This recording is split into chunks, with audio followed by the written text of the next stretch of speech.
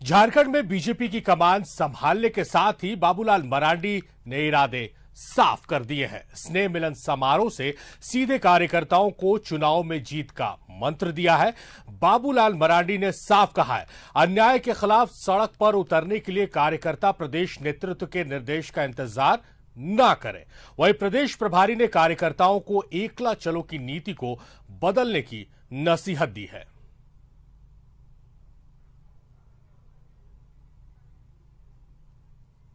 BJP की कमान संभालते ही बाबूलाल की हुंकार।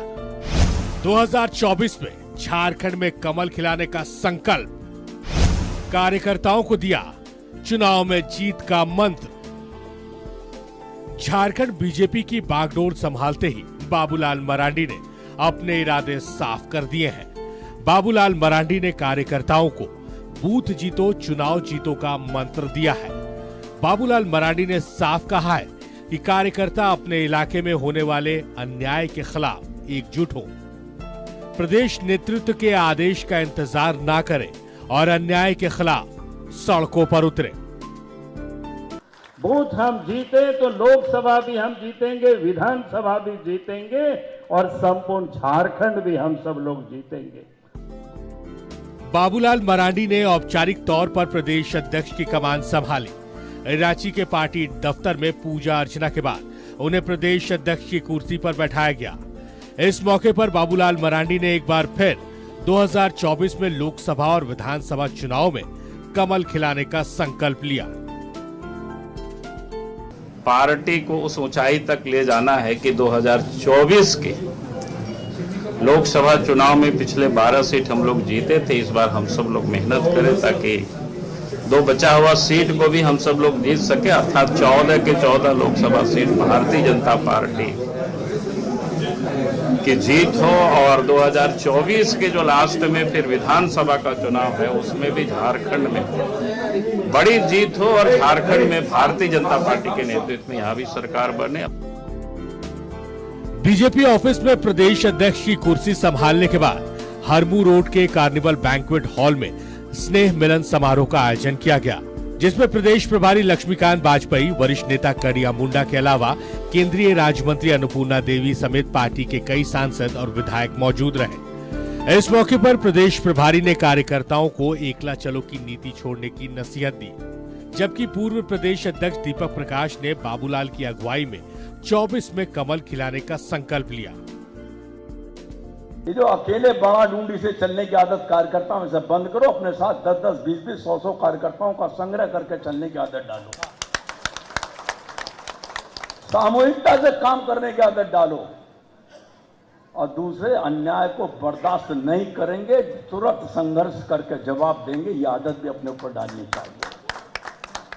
जो लोकसभा के चुनाव की चुनौती है उसको अवसर में बदलने का काम हम इनके नेतृत्व में भारतीय जनता पार्टी का एक एक कार्यकर्ता करेगा और 14 का 14 सीट हम सब लोग कमल खिलाने का काम करेंगे। और आने वाला विधानसभा का चुनाव जो होगा, विधानसभा के चुनाव में हम सब लोग यहाँ पर अपने बहुमत की सरकार बनाने में, राज्य में कमल खिलाने में हम सब लोग सफल। 1996 में वनांचल बीजेपी के अध्यक्ष बनाए गए बाबूलाल 1998 में लोकसभा चुनाव में शिबू सोरेन को हराया। 1999 में अटल सरकार में वन एवं पर्यावरण राज्य मंत्री बनाए गए। 2000 में झारखंड के पहले मुख्यमंत्री बनाए गए बाबूलाल मरांडी। 2006 में बाबूलाल मरांडी ने झारखंड विकास मोर्चा नामक पार्टी बनाई। 2020 में बाबूलाल मरांडी ने जेवीएम का बीजेपी में किया विलय। 2020 में बीजेपी विधायक दल के नेता बनाए गए बाबूलाल और अब बाबूलाल मरांडी ने पार्टी के प्रदेश अध्यक्ष की कमान संभाली है। 2024 में लोकसभा चुनाव है, साथ ही 2024 में ही झारखंड में विधानसभा चुनाव भी होने हैं। ऐसे में बाबूलाल के सामने चुनौतियां बड़ी हैं। चुनौती लोकसभा चुनाव में कमल खिलाने की है, चुनौती झारखंड में फिर सत्ता हासिल करने की है। न्यूजीलैंड भारत के लिए रांची से राजेश कुमार की रिपोर्ट। तो बाबूलाल मरांडी की ताजपोशी हो गई है और ताजपोशी के साथ ही बाबूलाल मरांडी ने 14 की 14 लोकसभा सीट पर जीत दर्ज करने का हुंकार भरा है। साथ ही साथ सत्ता में फिर से काबिज होने के लिए कार्यकर्ताओं को जीत के मंत्र दिए हैं। हालांकि बाबूलाल मरांडी की राहें कितनी आसान कितनी मुश्किल होने वाली है, इस पर हम बातचीत करेंगे, इस पर हम चर्चा करेंगे। विपक्ष यह सोचता है बाबूलाल मरांडी के ताजपोशी के बाद से क्या बाबूलाल को जो ताज मिला है, जो गद्दी उन्हें मिली है, क्या वो कांटों से भरी हुई है या फिर बीजेपी का हर एक नेता और कार्यकर्ता संगठित होकर बाबूलाल के नेतृत्व में प्रदेश बीजेपी को एक नई धार झारखंड में देगा। ये तमाम सवाल हैं, इन तमाम सवालों के जवाब को हम तलाशने की कोशिश करेंगे अगले आधे घंटे में और इन सवालों के जवाब कुछ खास मेहमान हमारे साथ जुड़ेंगे। उन खास मेहमानों से हम इन सवालों के, इन तमाम सवालों के जवाब लेंगे क्योंकि झारखंड की जनता भी इन सवालों के जवाब को ढूंढ रही है कि आखिर बाबूलाल मरांडी की ताजपोशी या बाबूलाल मरांडी को प्रदेश बीजेपी की कमान सौंपे जाने के बाद क्या कुछ बदलाव आएगा, क्या यहां से राह निकलेगी, वापस से बीजेपी सत्ता में काबिज हो पाएगी, क्या 14 की 14 लोकसभा सीटें बाबूलाल जीतकर केंद्रीय नेतृत्व को दे सकते हैं या फिर बाबूलाल के पास 12 सीटें बचाने की चुनौती है, क्योंकि 12 सीटें हैं अभी एनडीए गठबंधन के पास। तो क्या 12 सीटें बचाने की चुनौती है या 14 सीटें जीतने के लिए संगठित होकर कार्यकर्ता और नेता बाबूलाल के नेतृत्व में आगे बढ़ेंगे?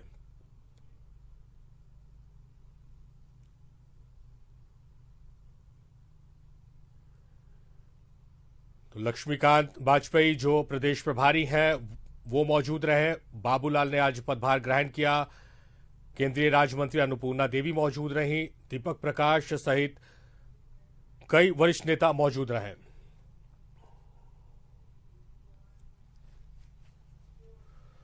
तो ताजपोशी हो गई है बाबूलाल मरांडी की। कई चुनौतियां भी हैं बाबूलाल मरांडी के सामने। बाबूलाल मरांडी ने कहा है कि 14 की 14 सीटें जीतनी है।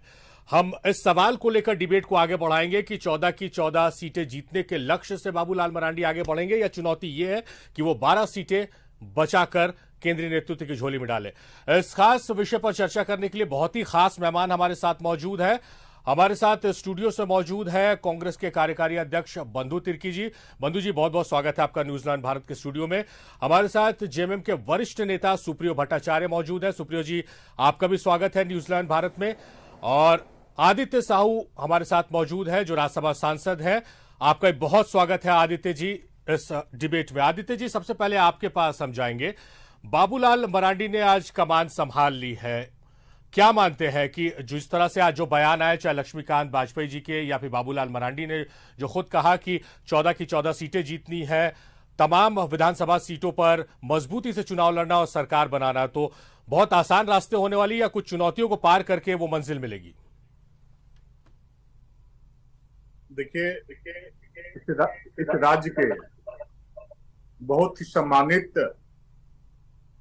नेता आदरणीय बाबूलाल मरांडी जी हैं और आदरणीय बाबूलाल मरांडी जी को सभी समाज, सभी वर्ग के लोग दल से अलग हट के भी पूरी श्रद्धा के भाव से, श्रद्धा की नजरों से लोग देखा करते हैं, क्योंकि बाबूलाल मरांडी जी जमीनी पकड़ वाले नेता हैं जी और बहुत निचले स्तर से आए हुए कार्यकर्ता के रूप में काम करते करते मुख्यमंत्री तक की सफर तय किए हैं। और इस राज्य के प्रति बाबूलाल जी का एक विजन, एक सोच है। और जब उन्होंने मुख्यमंत्री की कुर्सी संभाली थी तब पूरे झारखंड की जनता ने कहा था कि पहली बार झारखंड में विकास की किरण समाज में रहने वाले अंतिम व्यक्ति के दरवाजे तक पहुंच रही है। समाज में रहने वाले अंतिम व्यक्ति के चेहरे पे मुस्कान दिखाई पड़ रही है। इस प्रकार से उस समय से जो भाव बाबूलाल जी के प्रति पूरे राज्य में बना और केंद्र में भी इनकी एक प्रतिष्ठा अलग प्रकार की बनी। मुझे लगता है कि शायद झारखंड में ऐसा कोई नेता नहीं है जो उतने लंबे काल से राजनीतिक जीवन में रहते हुए भी एक भी भ्रष्टाचार के आरोप ऐसे नेता पर नहीं लगा है। बहुत सारे लोग पद में आते हैं, पद में रहते हुए अनेक प्रकार के कार्य करते हैं। इससे झारखंड को भी शर्मसार होना पड़ता है। जो लोग वोट देते हैं लोकतंत्र में, उन लोगों को भी अफसोस होता है कि हमने ऐसे लोगों को मत दिया, ऐसे लोगों के प्रति हम मतदान किया जिनके कारण क्षेत्र की जनता तो शर्मसार महसूस करती ही है, पूरा राज्य को भी शर्मसार होना पड़ता है। और मैं समझता हूँ बाबूलाल मरांडी जी आज भारतीय जनता पार्टी के सर्वोच्च पद राज्य के संगठन का प्रदेश अध्यक्ष के रूप में पदभार ग्रहण किया है, वहां का जो दृश्य था, कार्यकर्ताओं में एक अलग प्रकार का उत्सव और उल्लास का माहौल था। अब पूरे आत्मविश्वास के साथ कार्यकर्ता जो बैठे हुए थे, पूरे झारखंड की जनता, चाहे अन्य दल के भी लोग, आप देख रहे हैं किस प्रकार से लोग सोचने में मजबूर हैं कि बाबूलाल मरांडी जी को बहुत सोच और समझ करके केंद्रीय नेतृत्व ने जिम्मेवारी दी है। और मुझे लगता है कि झारखंड का जो परिदृश्य दिखाई पड़ रहा है, उससे विकल्प के नाम पे मुझे समझ लगता है कि कोई दल सामने टिकेगा नहीं, क्योंकि भारतीय जनता पार्टी जब भी सत्ता में आती है तो जनता का सेवा का काम करती है। अनेकों ऐसे उदाहरण हैं। तो देश के यशस्वी प्रधानमंत्री जी, और जब हमारे राज्य में सब सत्ता थी, सरकार चल रही थी, आज हम लोग गांव में रहते हैं, बंधु त्रिकी जी भी गांव में रहते हैं, गांव में हमेशा जाते हैं। मैं तो अभी भी गांव, मेरा घर है, गांव में रहता हूँ। अगर चलते फिरते भी गांव वाला आदमी से पूछते हैं तो गांव के लोग बोलते हैं कि भैया तुहने के सरकारवा ठीक रहो। मतलब गांव में आज कहने के लिए कोई ऐसा काम नहीं है जो प्रखंड मुख्यालय में जाकर के हम लोग बतला सके कि वर्तमान में 3.5 वर्षों से चलने वाली सरकार अमुक काम किया है। बंधु त्रिकी जी बहुत अनुभवी और सुलझे हुए नेता है। मैं समझता हूँ 5 में से कोई काम इस सरकार, राज्य की सरकार नहीं किया है जो आज के दिन में जनता के बीच जाकर के आदमी बतला सकता है। इसलिए बाबूलाल मरांडी जी के पास न तो कुछ चुनौती है, न किसी प्रकार का कोई कठिनाई है। निश्चित रूप से भारतीय जनता पार्टी के प्रति झारखंड की जनता आशा भरी निगाहों से देखने का काम करे। बंधु जी को पता है, अब याद करिए, बंधु जी से मैं कहना चाहता हूँ, मेरे भाई का जमीन अरगोड़ा के बगल में चापुर टोली में 7 एकड़ जमीन आखिर किसने बाउंड्री कराया, किसने अवैध प्रकार से उसका रजिस्ट्री कराया, किसने अवैध प्रकार से उसका रसीद काटा? जो लोग काटे थे, जो लोग कब्जा किए था, जेल के अंदर है। उस समय हमने डीसी को कहा था कि डीसी साहब आप गलत काम कर रहे हैं, आप गलत काम कर रहे हैं। आदित्य जी, आज बाबूलाल मरांडी के मसले पर चर्चा, बाबूलाल मरांडी के मसले पर रहेंगे। आपने बंधु जी से सवाल किया। बंधु जी, आप बहुत करीब से जानते हैं बाबूलाल मरांडी को, उनसे प्रभावित होकर या उनकी पार्टी से प्रभावित होकर आप उनके साथ गए थे। आदित्य साहू जी का कहना कि बड़ा बदलाव आने वाला झारखंड में, लगा करके वहां पर 4 दीवारी का निर्माण किया जाता है। उसी प्रकार अनेक प्रकार से आदिवासी और मूलवासी का लोग बात करते हैं। आदित्य जी, हम बंधु जी से मुखातिब है। आदित्य जी आपके पास लौटते हैं, हम बंधु जी से सवाल कर रहे हैं। जी बंधु जी। देखिए, आदरणीय बाबूलाल मरांडी जी इस राज्य के प्रथम मुख्यमंत्री रह चुके हैं और अभी अभी इस प्रदेश का अध्यक्ष के रूप में कमान भी उनको सौंपा गया है जी। और भारतीय जनता पार्टी बाबूलाल मरांडी को क्यों कमान सौंपा गया है, ये जग जाहिर है कि सीधे सीधे कहा जाए कि आदिवासी वोट को साधने के लिए एक रणनीति के तहत उसको किया गया है। आप, लेकिन मैं एक चीज कहना चाहूंगा कि एज ए व्यक्ति बाबूलाल मरांडी अच्छे व्यक्ति हैं, सरल व्यक्ति हैं, बिल्कुल सही, ठीक है। लेकिन आप विगत 2006 से लेकर इधर 2022 तक बाबूलाल का तमाम आप वीडियो फुटेज उठा करके आप देख लें पूरे जी। जरूरत होगा तो ये फुटेज हम लोग लाएंगे, उसको नहीं पड़ रही यहाँ पर। तब है कि बाबूलाल मरांडी जी का औचित्य भारतीय जनता पार्टी में और प्रासंगिकता क्या है,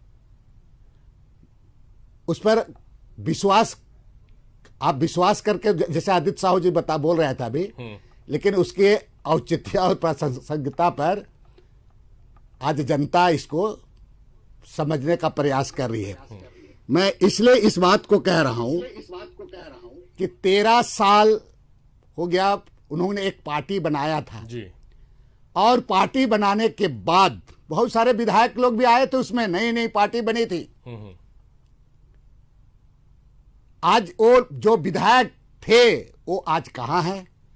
और साथ साथ मैं कहना चाहूंगा कि जो विधायक जीत करके भी उनके पार्टी में आए वो 2 महीना भी नहीं है, पाला बदल लिया, इसको भी है, ये उनकी उपलब्धि है, आप इसको कहें। बाबूलाल मरांडी जी बहुत महत्वाकांक्षी वाले नेता हैं और उनके पास, आप एक चीज बताइए हमको कि जेबीएम से वो भारतीय जनता पार्टी में गए। एक आदित्य साहू जी हमारे बहुत व्यक्तिगत, मैं उनको भारतीय जनता पार्टी में लेकिन बहुत सम्मान करता हूं, 5 भी नेता जो अपने साथ जनाधार वाले नेता अगर लेकर के आए तो नाम उसको बताना चाहिए उसमें। जहां तक मैं कहूंगा कि अभी हाल के दिनों में भारतीय जनता पार्टी के दफ्तर कार्यालय में कुछ आदिवासी संगठनों के द्वारा जो मध्य प्रदेश में जो घटना हुआ था उसको लेकर के उनसे कुछ बात सुनने के लिए लोग गए थे। उन्होंने क्या कहा, पूरे संगठन को जमीन का दलाल कहा गया उसमें। मैं आदित्य साहू जी एक चीज बताया, जिस दिन से बाबूलाल मरांडी का नाम अध्यक्ष के लिए घोषित हुआ सबसे पहले पूरा होर्डिंग लगाया गया, ये रमेश सिंह जमीन दलाल कौन है इसको शायद आपको बताना चाहिए। आज भी फोटो लगा हुआ है जमीन दलाल, कौन कौन घेराव करने गया था मैं ये देखा नहीं था, लेकिन आप संगठन में वहां गया था, बहुत सारे लोग आदिवासी की भावना को लेकर के गए थे। माननीय बाबूलाल मरांडी जी को कम से कम इस घटना को लेकर के खेद व्यक्त करना चाहिए था, लेकिन जो संगठन वाले चले गए उनको आप दलाल बोल रहे हैं। और किसका बड़ा बड़ा होर्डिंग लगा हुआ, अभी भी लगा हुआ है, ये रमेश सिंह कौन है बाबूलाल मरांडी को स्पष्ट करना चाहिए। हम वेरी फर्स्ट डे से आज से उपचुनाव के बाद से इस बात को मैं कह रहा हूं। दूसरी बात मैं कहना चाहूंगा कि भारतीय जनता पार्टी के लोग बाबूलाल मरांडी को पहले ही नकार चुके हैं। किसने नकारा? भारी प्रेस कॉन्फ्रेंस में पूर्व मुख्यमंत्री रघुवर दास जी ने बाबूलाल को क्या कहा, राज्य की जनता इसको नकार चुकी है, पंचायत चुनाव भी नहीं जीतेगा। कौन कौन सा शब्द बाबूलाल मरांडी को नहीं बोला गया।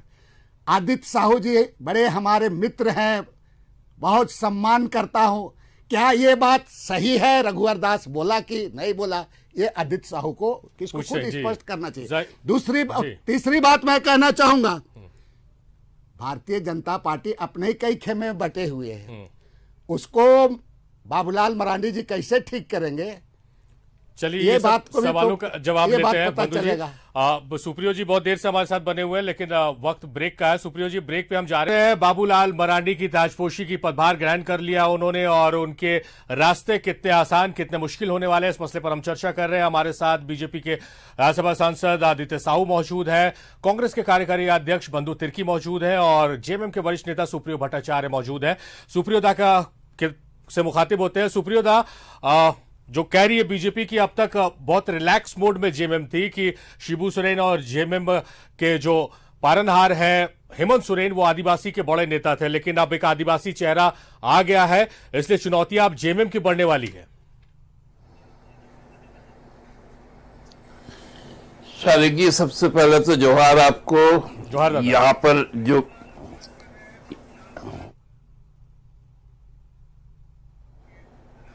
जी हेलो, सुन पा रहे हैं? जी सुप्रियोदा सुन पा रहे हैं, जोहार आपको। लेकिन आपकी आवाज पहुंच रही है सुप्रियो जी। अच्छा ठीक है, तो मैं जो कह रहा था कि यहाँ पर बैठे हुए बड़े भाई आदित्य दा हैं, बंधु दा हैं, और ये लोग तो खैर दोनों को बाबूलाल जी के साथ काम करने का एक लंबा अनुभव भी रहा है, लेकिन मुझे भी बाबूलाल जी को जानने का समझने का एक छोटा सा ही सही लेकिन अनुभव रहा है। 2000 में जब बाबूलाल जी पहली बार मुख्यमंत्री बने तो आपको याद होगा कि 2002 में उन्होंने विधानसभा में एक वक्तव्य दिया था कि मुझे रात को नींद नहीं आती, हमारे सरकार के लोग भ्रष्टाचार में इतने ज्यादा लिप्त हो गए कि मैं बड़ा डरा हुआ था। उसके बाद से जो घटनाएं घटी और उसके बाद उनको अपदस्थ किया गया और अर्जुन मुंडा जी मुख्यमंत्री बने। तो 2004 का जब लोकसभा का चुनाव हुआ उस समय वो एकमात्र व्यक्ति थे जो भारतीय जनता पार्टी के टिकट पर कोडरमा से चुनाव लड़े और उन्होंने जीत हासिल की। 13 सीट उस समय हमारे गठबंधन को आया। नंबर 1, 2006 में उन्होंने जेवीएम का गठन किया। तब उन्होंने सबसे पहला काम क्या किया कि शुचिता की बात करते हुए उन्होंने कोडरमा से इस्तीफा दिया लोकसभा से। वहां उपचुनाव हुआ और उस उपचुनाव के बाद में बाबूलाल जी पुनः निर्वाचित हुए। अब आइए आप 2019 में जी 2019 में बाबूलाल जी ने भारतीय जनता पार्टी के खिलाफ जेवीएम के चुनाव चिन्ह पर चुनाव लड़ा, वो जीते भी। उसके पहले ही रघुवर जी का बयान आ गया था कि इनको तो तीसरे गांव का आदमी भी वोट नहीं देता है, तो ये तो कहीं का नेता नहीं है। खैर वो उनका राजनीतिक वक्तव्य है। लेकिन 2020 में जब उन्होंने विलय किया, तभी से हम लोगों ने एक बात को कहा कि ठीक है, आपको विधायक दल का नेता इन लोगों ने चुन लिया है, तो कम से कम आप इस्तीफा तो दे देते। 2006 को तो रिटर्न करते कि वही सुचिता रहता आपका, आप जाके यदि भारतीय जनता पार्टी के टिकट से धनबाद जीत के आते, तब नहीं आपकी विश्वसनीयता होती।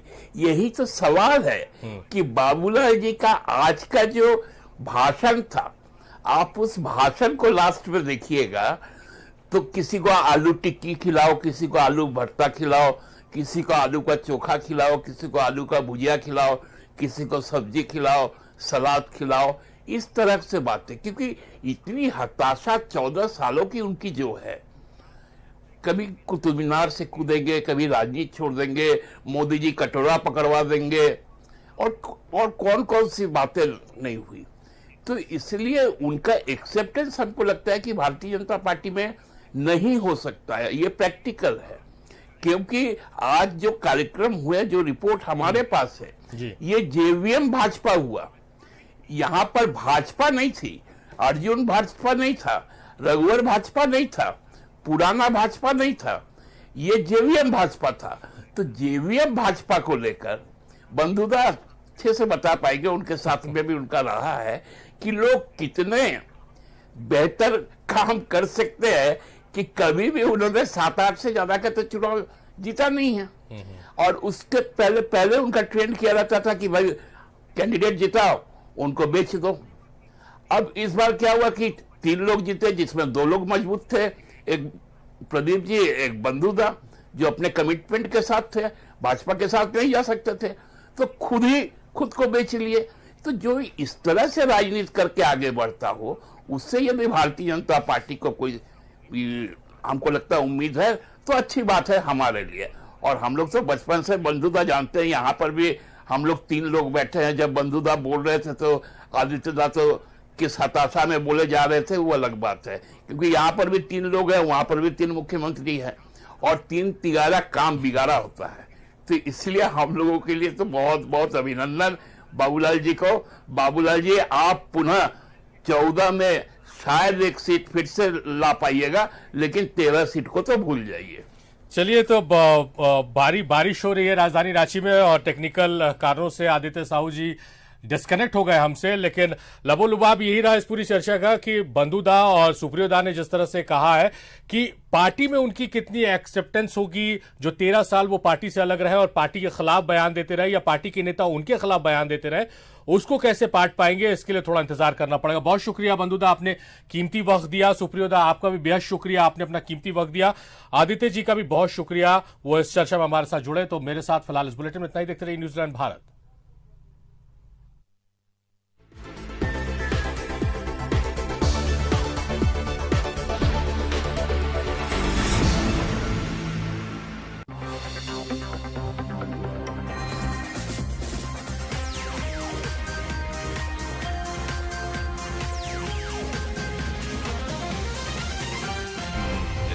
सच है तो